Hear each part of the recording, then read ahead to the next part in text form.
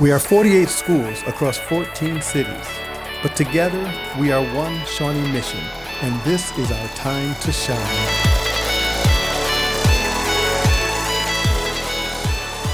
Welcome to episode 20 of Shawnee Mission Mic'd Up.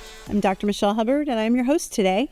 And I am Dr. Jeremy Higgins, co-host for Shawnee Mission Mic'd Up. Welcome back, everybody. Glad you guys are tuning in for another exciting episode of Shawnee Mission Mic'd Up. Right. So our last one, Coach Grayless and Double B. Double B and Coach Grayless. That was fun. It was fun. It probably could have gone on for another 20 minutes easily. I remember looking at the clock thinking, we're already like 21 minutes in, and I feel like there were still 20 questions I could have asked. Yeah, we could have definitely asked some more. You know, one thing that I wish we would have brought up, but we didn't have time. I was talking with Brooklyn before, and she was talking about how I asked her what she wanted to do after high school, even though she's going to be a senior next year. And she talked about pre-med and going to med school and things like that. And I wish we would have had the opportunity to talk to Coach Grayless about how many students come into the NJRTC program that really don't have any aspirations of military. Some people hear that and they're like, oh, it's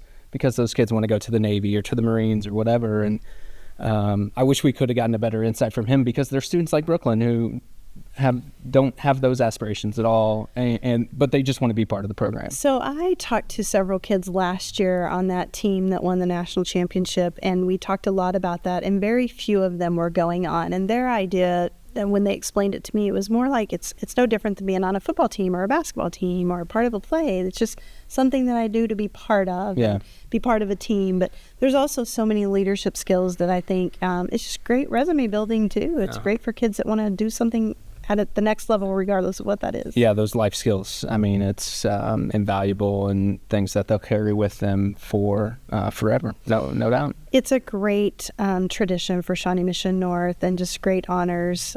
There aren't a lot of high schools in the state of Kansas, or even really in the United States, that have that history. So kudos to Shawnee Mission North and Coach Grayless for 19 years of success. Yeah, keep up the good work over there. Absolutely. So, very cool.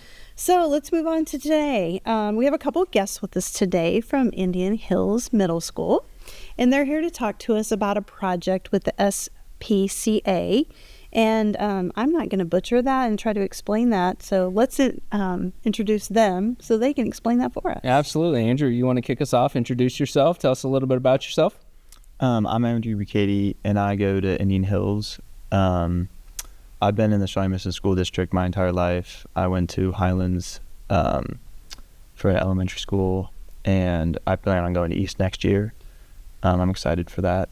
And I do cross country and track, and I'm very invested in the band program and I'm very excited for that at East. They have a great band program. So awesome. Very nice. Thanks for being here, Andrew. Appreciate it. Phil? Yeah, so my name is Phil Manuel. I'm a FACS teacher at Indian Hills. This is my 7th year teaching. I did 5th grade out of district, and then this is my 2nd year at Indian Hills. And then I help coach the wrestling program. Awesome. So that's exciting. I love that we have middle school sports back. Are you wrestling at the middle school coaching? Yeah. Okay. Mm-hmm. I love that we have middle school sports back and running. It's going to be interesting next year with football coming in, and then I know all the kids are loving soccer this semester. So great. It's good opportunities for them to be involved. Yeah. You know, so we just touched on a little bit about how that NJRTC program and the life lessons it learns that the kids learn from being part of that program. And I think that's a good segue into the service project that happened at Indian Hills and some of the life lessons that kind of came out of that and from that project. So, Phil, I want to start with you, and just, if you would, give us a little bit of a background, kind of a high-level view, explain to the listeners what this service project was all about, kind of where it came from, and then we'll go from there. Yeah, so I'm a member of the Connections to Community Action Squad in the building. So we try to look for things outside of the school. So we did a career fair earlier this year in November, and then Blake, our principal, or Mr. Revelle, challenged us with coming up with a community service project. So that's part of our goals in the building. But additionally, we feel like it's great to give back to the community, to be able to have an opportunity for these kids to see things outside of the classroom, see where these skills apply other than just sitting in a desk all day. And then, like you're saying, it adds opportunity for the kids that want to be on more of the leadership side, want to have the opportunity to buy into some of those community things.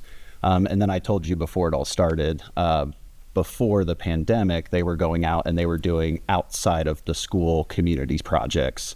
So this was our first year to kind of get things started and get the ball rolling and hopefully get to that point in the next couple school years. But this was our first one to let's just dip our toe in the water, see how it goes, get the whole school involved. So Andrew, literally the whole school participated? How did that work? So we did it. We had block scheduling a few weeks ago for Kansas State assessments. Okay. Because they want longer sessions. Right. So we had much longer night times, and so during nighttime one day every nighttime individually kind of helped make pet toys and So real quickly, I want to clarify for our listeners, what's night time? Like when I sleep? Nighttime, we have it at the beginning of the game, since we're the Indian Hills Knights. Absolutely, yeah. It's a little play on words for at the beginning of the day. We just have kind of study. It's like study hall. Okay. And we'll do certain things. Like on Mondays, we'll do second step, which relates to mental health things and stuff like that. Great. Awesome. Okay, so back to during nighttime, you had this extra time, and that's where you all started the project. So all 800 plus students at Shawnee or at Indian Hills participated in this project. Yeah. Okay. So Phil, talk with us a little bit. So the Great Plains SPCA was the benefactor, I guess, of the service project.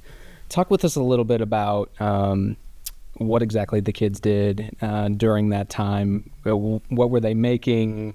Was it just at that point that it happened, or were kids bringing things in? And how did the kids know what to make? Things like that.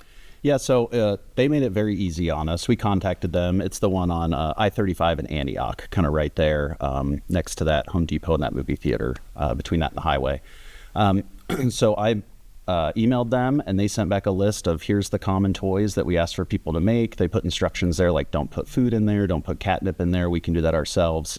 And then it used a lot of things from around the house. So we have 3 8th grade teams and 3 7th grade teams. So we assigned a different toy to each team. We made a Google slide presentation, and that's what we sent out to everyone. From there, we then had to get materials. So we put up and we had kids bring in t-shirts, empty water bottles, socks, stuff like that we would then organize and get to the different classrooms for them to make their toys. So there were 6 different toys, right? 3 for each grade level. Can you give me an example of what one of those might be? So our team 8-5, which is what team I'm on, we were assigned cat toys, which we kind of we had like a string, and then we would have to tie knots, and then we would cut out cardboard squares basically and string them on, and so they're like little kind of like things for the cats to paw it. I assume that the SPCA was fairly grateful for the support of Indian Hills, and so in terms of taking things and dropping them off, how did that work? Were kids involved in that process as well? So like I was saying, this is our first one, and then we're hoping to expand on that. So they were also asking us like pre-spring kids, but as you all know, transportation can be a little bit tight, and it's hard to kind of coordinate that. So that's something that we're wanting to do in the future and make more of a be able to get some pictures in and some, the word's leaving me, but be able to get a little bit of that Instagram posts and some of the social media. Some of the media. Yes, the community awareness. There we go. In the event, like it's an event. Yeah. And so we've also discussed, Andrew and I were kicking around some ideas of some things that might be fun to expand on in the future. Things like a food drive, or asking people to bring in actual supplies or donate money or things like that. We've even, we were kind of talking earlier, like it'd be fun to do an adoption event or something like that in or around the school. Obviously, there's all kinds of concerns with things, but those kinds of things to be able to expand on, we think would be a blast. Getting the kids to help out there, even just walking dogs. Andrew was talking about the idea of therapy animals earlier and how that can be very settling for some people. So we were just kind of hoping to add some of that in the next couple years. So I'm curious how you landed on SPCA. I mean, there's so many organizations that you could have made the community connection with. Why SPCA? So when we were going through and kicking around ideas, obviously there's all kinds of different things, like you said. The big reason that we picked the SPCA is the animals are involved with it. When we started asking kids questions, they tend to be opinionated about certain things. That shocks me. Right. Middle schoolers? Right. It's wild. So we were thinking, we can play. Most people have some association with animals. And even if they don't like being around animals specifically, they like seeing them play, or they're cute or something of that nature. So that's where we kind of landed on, let's do something that we can kind of take the opinions out of it. It can be a little more investment from the kids, if that makes sense. So investments from the kids. So Andrew, how bought in were the students at Indian Hills? Was this something that was, all the kids were excited about this, and it doesn't have to be 100%, but were students excited about doing something for SPCA, for an organization out in the community? Yeah, I feel like most people were like, obviously it wasn't incredibly difficult on the students, but it was like, you're still giving back in some form, and like it was pretty engaging for most people, I feel like. Yeah. And like you could still socialize and talk with friends while making them, and it was very fun on that level. I think that point that you mentioned about giving back and really finding a way to connect to the community and give back to the community, it's an important thing that we can all find value in. So I think the giving back, delivering them had to be just really rewarding for whoever chose or whoever got to be part of the delivery process. But at the end of the day, I just have to guess it had to be much better, no matter what you were doing, than the state assessment, right? Yes.